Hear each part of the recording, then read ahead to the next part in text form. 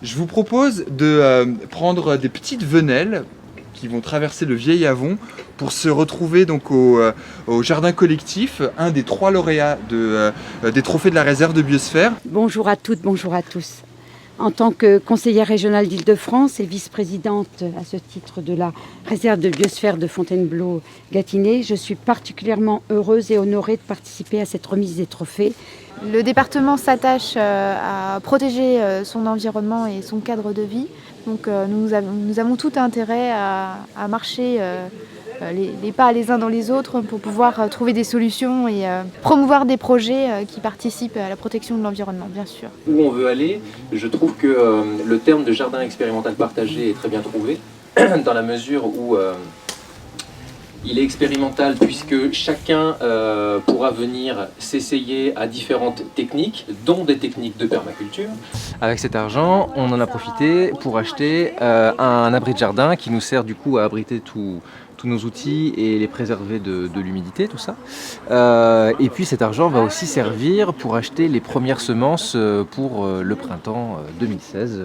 Avec, ici vous êtes sur la partie potager. Alors aujourd'hui, on profite des derniers beaux jours pour continuer à s'activer au jardin, pour préparer le terrain pour l'an prochain, c'est-à-dire préparer la terre, qu'elle ait le temps de se reposer et de s'enrichir tout au long de l'automne et de l'hiver. Les buts de culture très utilisés en permaculture qui ont pour intérêt principal de ne jamais avoir à fouler ce sol. Donc on a un sol on ne peut plus meuble et on ne peut plus aéré grâce à une vie, une microfaune qui prospère dedans sans jamais être embêté par nos pas, qui a pour intérêt de rester paillé en permanence et donc d'être protégé de l'érosion des sols via les pluies et d'être enrichi en matière organique en permanence. On va laisser le paillis recouvrir la butte tout l'hiver et puis au printemps on écartera, on voit déjà qu'on a une terre très riche et donc on aura juste, on fera du semi direct, du semi en surface. On recouvrira un petit peu en laissant la place pour que la lumière puisse atteindre le sol et puis voilà, l'avantage du paillis c'est aussi qu'on évitera tout un tas de mauvaises herbes entre guillemets et qu'on va s'éviter tout un tas de désherbage. Comme nous sommes sur un terrain expérimental et pédagogique, il nous intéresse aussi de voir quel micro-écosystème se met en place autour d'un point d'eau. Nous allons creuser une mare, la terre récoltée en creusant va nous servir à constituer justement cette spirale aromatique. Alors une spirale aromatique, c'est une sorte de bande de culture en 3 dimensions, puisque là vous avez un dessin au sol qui indique le mouvement d'un muret en pierre que nous allons construire et qui va en s'élevant. Et c'est une bande de culture qui permet de recréer des microclimats avec une face au nord qui est du coup toujours à l'ombre de la partie centrale la plus élevée. Donc on conserve de l'ombre et de l'humidité au bas, ce qui convient pour de la menthe, du basilic, etc. Et puis on va avoir une terre de plus en plus pauvre au milieu, ce qui convient davantage à des plantes, on va dire de garrigues, etc. Du style lavande, thym, et ça permet d'avoir toute la palette des aromates sur un même lieu. Une expérience pour bien comprendre ce qui se passe dans la nature et pouvoir planter et manger plein de petites choses sans l'abîmer.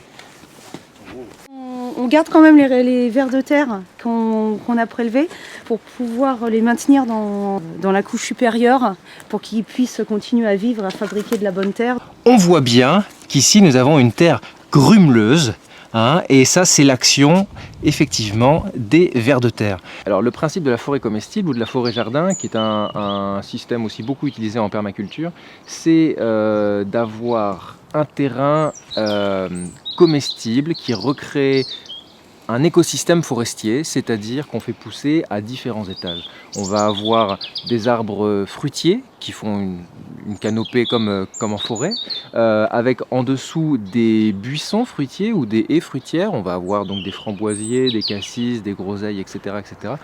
Et au pied de ce milieu, nous allons avoir des fruits et légumes. Ils devront pousser sans beaucoup de lumière, donc on va avoir plutôt des fraises des bois, de la rhubarbe, des salades, des aromates, etc.